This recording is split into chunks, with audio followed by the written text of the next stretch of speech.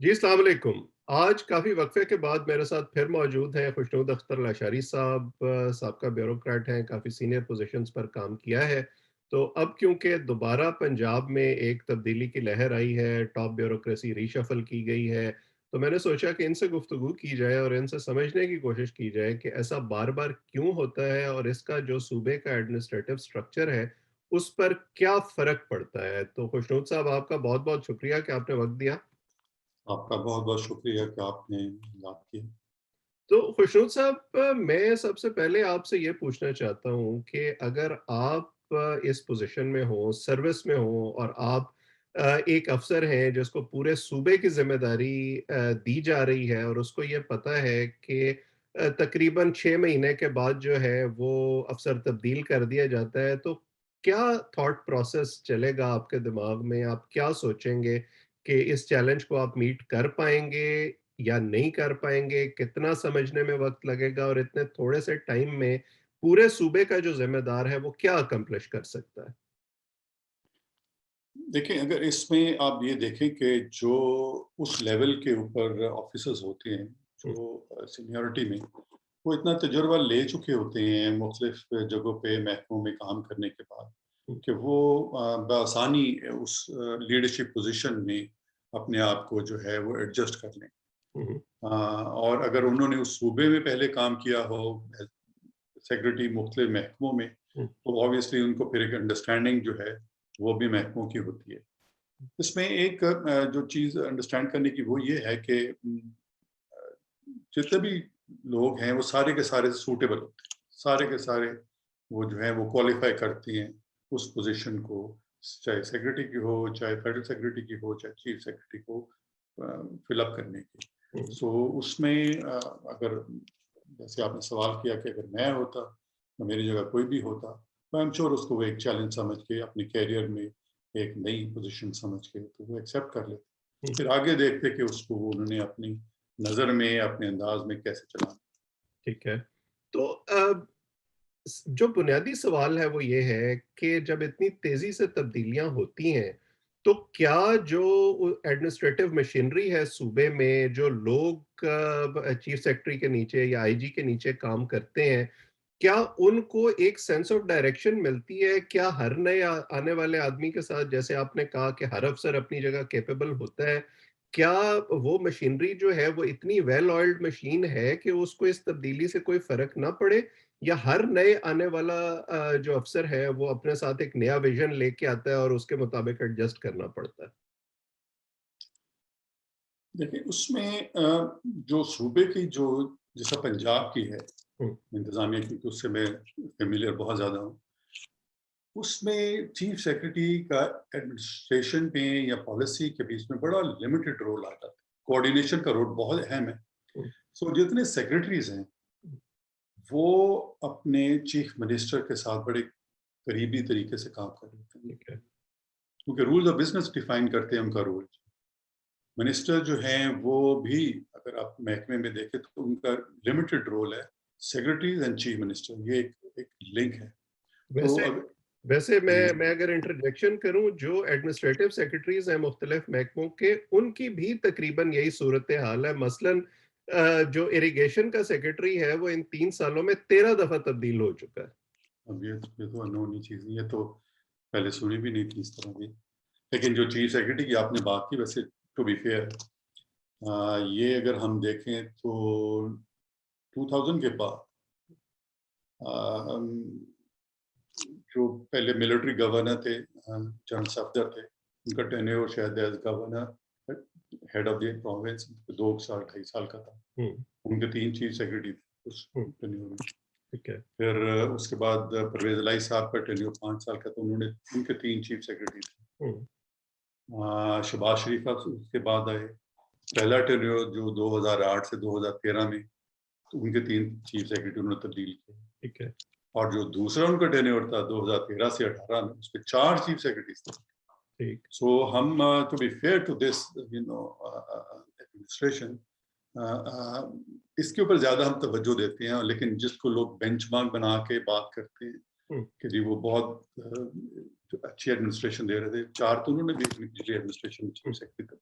आपने अच्छा किया कि आपने साबका दौर का ज़िक्र किया, क्योंकि मैं ये सवाल आपसे पूछना चाहता था कि आपका जो तजुर्बा रहा है उसमें कोई और टेन्योर ऐसा गुज़रा है जिसमें इस तरह का हुआ हो, तो मेबी इस दफ़ा शायद जो टर्नओवर टाइम है वो ज़रा ज़्यादा हो गया जी, है, लेकिन जी। तब्दीलियाँ पहले भी होती रही हैं।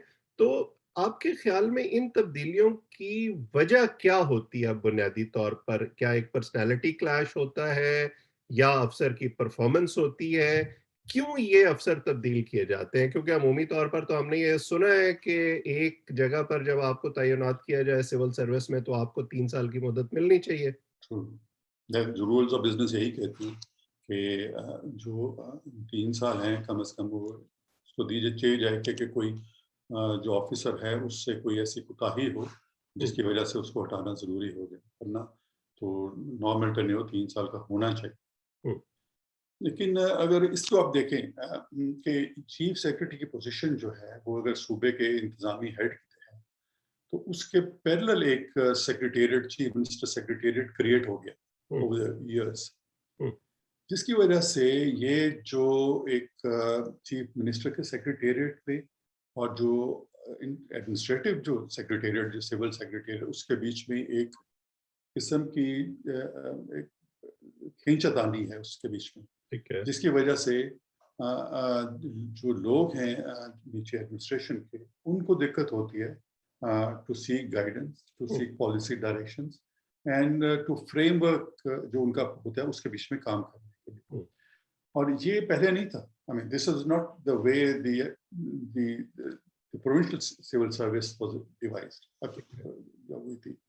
वो ये था कि पार्लियामेंट्री सिस्टम है, हुँ, कैबिनेट गवर्नमेंट है, चीफ मिनिस्टर जो है अपनी कैबिनेट के ज़रिए पॉलिसी फ्रेम करेंगे और वो उस कैबिनेट की पॉलिसी जो है, वो मुख्तलिफ महकमे जो हैं, आप देखें 30-40 महकमे हैं मुख्तलिफ, हुँ, वो महकमे जो हैं वो उसको इम्प्लीमेंट करेंगे। हुँ, चीफ सेक्रेटरी कोऑर्डिनेट करेगा उन सारे महकमों में कि जहाँ-जहाँ की इनको कोऑर्डिनेशन की ज़रूरत है, फॉर एग्ज़ाम्पल हेल्थ को अगर कोऑर्डिनेशन की ज़रूरत है प्लानिंग के साथ या फाइनेंस के साथ या किसी और महकमे के साथ, तो चीफ सेक्रेटरी का ऑफिस यूज़ होगा उस कोऑर्डिनेशन को इंश्योर करने के लिए, उसको फैसिलिटेट करने के लिए कि वो कैबिनेट की जो पॉलिसीज़ बनाई हुई हैं, उसको आगे स्मूथली जो है इम्प्लीमेंटेशन में लाए। ठीक। अब हुआ ये कि 1985 के बाद हुँ, चीफ मिनिस्टर सेक्रेटेरिएट बना, हुँ, जिसके बीच में जबकि पहले जो चीफ मिनिस्टर होते थे, उनके साथ सिर्फ एक सेक्रेटरी होता था। हुँ, फाइल जो थी उनके पास मुख्तलिफ महकमों से जाती थी। चीफ मिनिस्टर उसको पढ़ते थे, उसके मुताबिक अपनी जो है फैसला दिया। सेक्रेटरी जो था, चीफ मिनिस्टर अपने हाथ से लिखते थे, जो भी ऑर्डर्स थे और फिर उसके बाद वो चीफ सेक्रेटरी के थ्रू मुख्तलिफ महकमों में जहाँ से ओरिजिनेट हुई उधर चली हुँ, जाती। सही है। और वो चीफ सेक्रेटरी के ज़रिए वापस इसलिए होती थी कि चीफ सेक्रेटरी को पता हो कि पॉलिसी नीचे से इनिशिएट क्या हुई है, ऊपर से फैसला क्या हुआ है, ताकि आगे पे अगर उन्होंने देखें कि इसके बीच में कुछ चेंजेस करने की ज़रूरत है, कहीं से गलती है, तो then he can refer it back to the chief minister कि ये इधर ये इसके लिए ये कर रहे हैं। अगर अदरवाइज़ नीचे महकमे को भेज दें एंड देन इंश्योर कि ये अच्छी कोऑर्डिनेशन। ठीक। जब ये 85 के बाद ये नवाज़ शरीफ जो पहली दफ़ा जब बने, तो उनके ऊपर जो मुख्तलिफ उनके जो मैंने एमपीएस जो थे उनका दबाव था कि जी आपने अपने हल्के में हमें काम करना है। हुँ, तो उसके लिए उन्होंने अपने उधर जूनियर ग्रेड 18 के जो थे अफसर वो थे उनकी एक फौज जमा कर ली। ठीक है। वो उनको असाइन कर दिया कि तुम्हें फलां डिस्ट्रिक्ट है, तुमने फलां महकमा है, वो उनके तफवीज़ हो गया। हुँ, वो एक पैरेलल किस्म की एक एडमिनिस्ट्रेशन उधर चलनी शुरू हो गई ठीक, और तब से ये सिलसिला जो है ये बढ़ता जा रहा है, कम नहीं हुआ, जबकि ठीक इसको है। काम खत्म होना चाहिए। ठीक क्योंकि है। उसकी वजह से फिर ये है कि पॉलिसी में आपको तज़ाद नज़र आता हुँ, है और उसके बाद जो हुक्म है वो आते हैं और जिसे हम कहते हैं कि ये अंडर परफॉर्म कर रही है सिविल सर्विस, वो हुँ। अंडर परफॉर्मेंस जो है वो बहुत ही आपने एक बड़े अहम इश्यू की तरफ इशारा किया, जो कि एक टॉप डाउन किस्म का पॉलिटिकल स्ट्रक्चर या एडमिनिस्ट्रेटिव स्ट्रक्चर बनाने की कोशिश की जाती रही है पिछले सालों में। हम अक्सर चाहे पिछली हुकूमतें हों या अब इस हुकूमत में भी ख़ास तौर पे बार-बार सुनते हैं कि जी ब्यूरोक्रेसी हमारे साथ ताउन नहीं कर रही है, और ताउन को अक्सर क्वालिफ़ाई किया जाता है इस तरह कि हर वो बात जो हम कहें वो मान लें, अदरवाइज़ जो है वो हमारे मतलब के नहीं है या कैपेबल नहीं है। शहबाज शरीफ का भी यही स्टाइल ऑफ गवर्नेंस था, अब इस हुकूमत में भी यही नज़र आ रहा है। तो आपको ये भी लगता है कि इन जो तब्दीलियाँ होती हैं या के बाद दीगरे, ये भी इसकी एक वजह हो सकती है कि कहीं न कहीं जाके उस अफ़सर को ये लगना शुरू हो जाता है कि नहीं, शायद इस हद तक मेरे लिए इन अहकामात को मानना बगैर एतराज़ के मुमकिन नहीं है? अगर आप फील्ड में देखें तो फील्ड में तो जो सुनने देखने में आता है वो तो यही है कि उस इलाके के जो नुमाइंदे हैं, हुँ, चाहे भले वो मेंबर फेडरल पार्लियामेंट हैं या प्रोविंशियल असेंबली हैं, वो समझते हैं कि ये अब उनकी फीफडम है। हुँ, उसके बीच में थानेदार भी उन्हीं का होना चाहिए, उनकी मर्जी का हो, पटवारी तहसीलदार भी उनकी मर्जी का हो, एजुकेशन अफसर भी उनकी मर्जी का हो, हेल्थ अफसर भी उनकी मर्जी का हो। तो वो फिर अगर उनकी मर्जी के वो लोगों ने होने और तो जो आप एक कोऑर्डिनेशन का जो या एक पूरा ओवरऑल स्ट्रक्चर जो है उसको अगर से 35-36 जिले हैं, अब मुझे नहीं मालूम कितने आप रह गए हैं पंजाब में, हुँ, तो अगर उतने हैं तो अगर उतनी फीफडम्स होगी फिर हुँ, तो वो फिर एक इनारकी की तरफ एक बढ़ता हुआ कदम है। हुँ, और हुँ, यही आई थिंक एक इशू है जिसके हम वो कहते हैं कि जब वो कवानीन से हट के कोई ऐसी बात जो है वो चाहते हों जो कि उनके अफसर नहीं करेंगे, तो वो कहेंगे ये परफॉर्म नहीं कर हुँ, रहे। अदरवाइज परफॉर्मेंस जो है वो तो उनके महकमे में उनके जो है कवायद जो है उसके बीच में लिखी हुई कि उनके क्या परफॉर्मेंस होगी। हुँ, अगर उसके मुताबिक हो तो वो तो समझ आएगी परफॉर्म, और वो उनके महकमे का हेड है, वो डिटरमिन करेगा। चाहिए जाए कि कोई अवामी नुमाइंदा जो है, ये आई थिंक समझने की ज़रूरत है अवामी नुमाइंदों को भी कि स्पेशली चीफ मिनिस्टर लेवल के ऊपर कि उनकी गवर्नमेंट की जो पॉलिसीज़ हैं, वो उनकी जो इंतज़ामिया उसी ने एडमिनिस्ट्रेट करनी है। ये कहीं से बाहर से नहीं आएँगे, वही लोग होंगे। जी, तो अगर उनमें अगर इस तरह की जैसे आप बता रहे हैं कि 3 साल में 13-13 अफ़सर जो हैं वो चेंज हो रहे हैं, 14-14 अफ़सर चेंज हो रहे हैं, तो फिर वो तवातर कैसे आएगा? उनमें जो चाहते हैं रिज़ल्ट वो कैसे आएँगे? प्लस पॉसिबल नहीं। प्लस आप किसी अफ़सर को अकाउंटेबल भी नहीं कर सकते कि जी, नहीं हो आपने जो उसको टास्क दिया था वो सकता। अकम्प्लिश हाँ, नहीं हुआ तो क्यों नहीं हुआ? सही बात है, नहीं हो सकता। ये तो बिल्कुल। देखिए एडमिनिस्ट्रेशन की बेसिक थ्योरी के खिलाफ। हुँ, आप किसी ऑर्गेनाइज़ेशन में आप माशाल्लाह पब्लिक पॉलिसी पढ़ाते हैं इधर अमेरिका में। आप खुद देख लें कि किसी भी ऑर्गेनाइज़ेशन में आप देख लें, भले पब्लिक हो, प्राइवेट हो, कोई इस तरह की ऑर्गेनाइज़ेशन चल पाएगी जिसमें इस तरह का जो है कल्चर जो है वो नहीं हुँ। हो सकता। अच्छा, अब इसका हल क्या है? किसी हद तक तो आपने उसका जवाब दे दिया कि अवामी नुमाइंदों को समझना चाहिए और ओनरशिप लेनी चाहिए। अब हमने ऐसा चीफ सेक्रेटरी भी लगा के देख लिया जिसके बारे में अमूमी राय ये थी कि जी वो तो बहुत डोसाइल हैं और वो किसी चीज़ पर एतराज़ नहीं करते। और ऐसा भी लगा कर देख लिया जिसमें नाम नहीं ले रहा बावजूद, लेकिन ऐसा भी लगा कर देख लिया जिसके बारे में ये तासुर था कि उनके बड़े पावरफुल किस्म के ताल्लुकात हैं और उनको कोई अपनी जगह से हिला नहीं सकता। लेकिन कोई फ़र्क नहीं पड़ा और उसके बावजूद मामलात जो हैं वो वैसे के वैसे ही चलते रहे। ये तो इसका मतलब ये है कि अफ़सरों के बीच में कोई मसला नहीं है, हुँ, मसला स्ट्रक्चर में है। और जो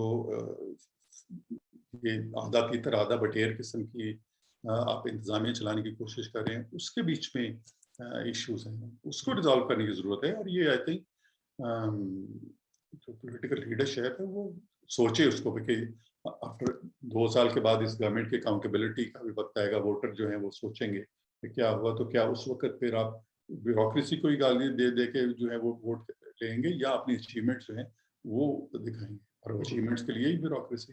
हुँ, देखें, एक चीज़, अब सारे पॉलिटिकल कल्चर को आप देख लें, सारी पार्टियाँ निकाल लें, कोई 1000 1500 के करीब अशख़ास हैं जो हर वक़्त इक़्तिदार में ही होती हैं, कभी होंगे, कभी नहीं होंगे, तो वो 1500 के करीब जो हैं लोग, वो इधर-उधर से वो चले।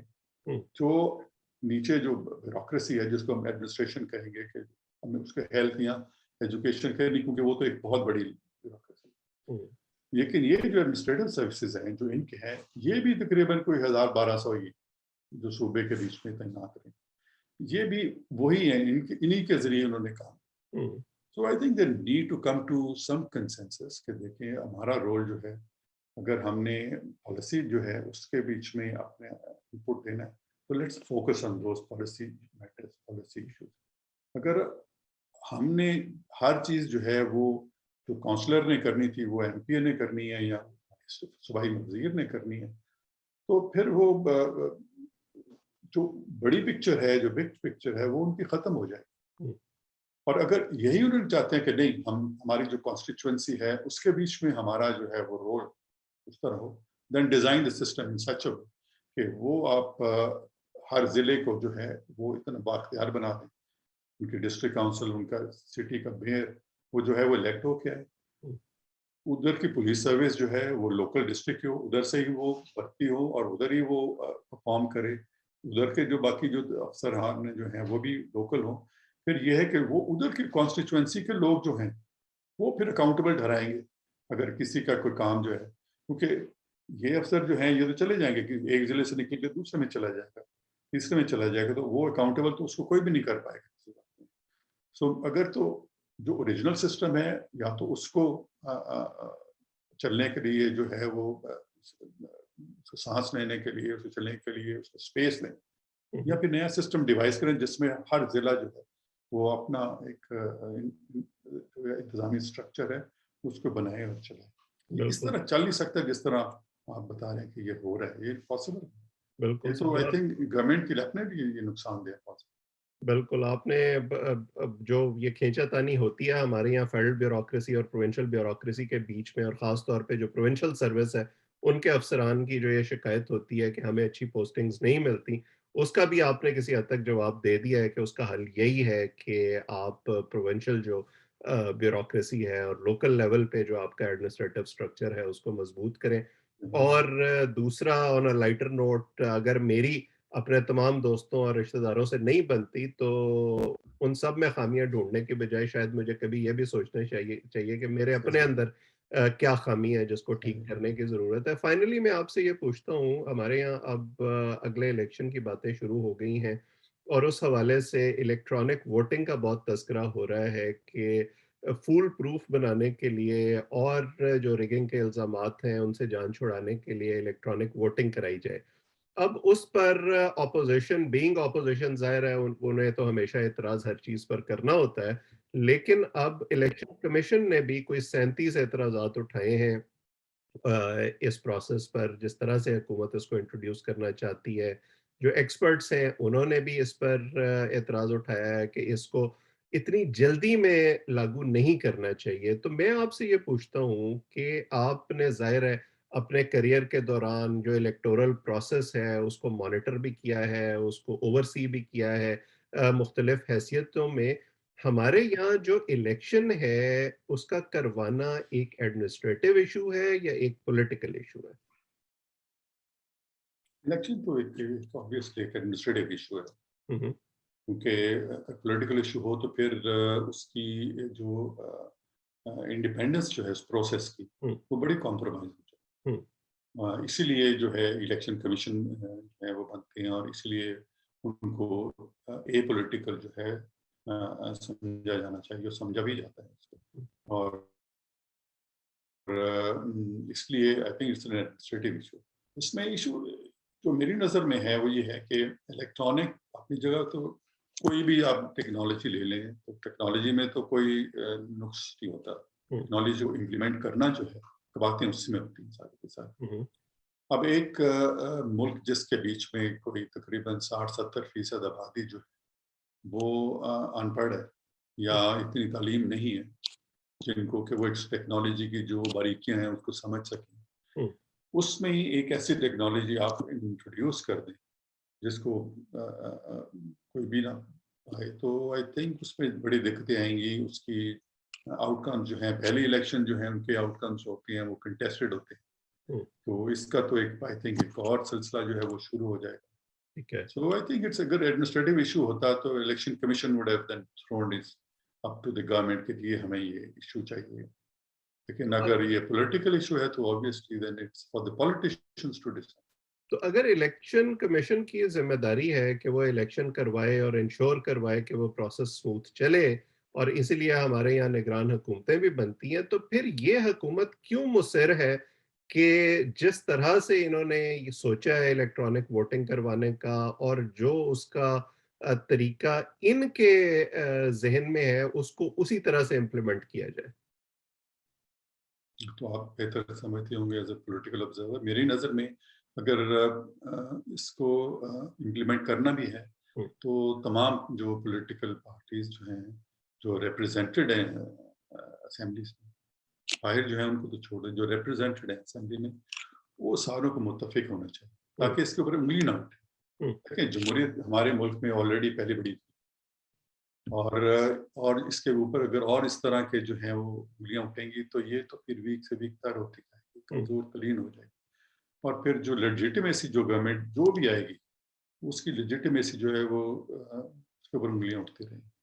क्या आपको तो लगता है कि 2023 का इलेक्शन इलेक्ट्रॉनिक वोटिंग के ज़रिए हो सकेगा और हुकूमत इलेक्शन कमीशन को मजबूर कर सकती है?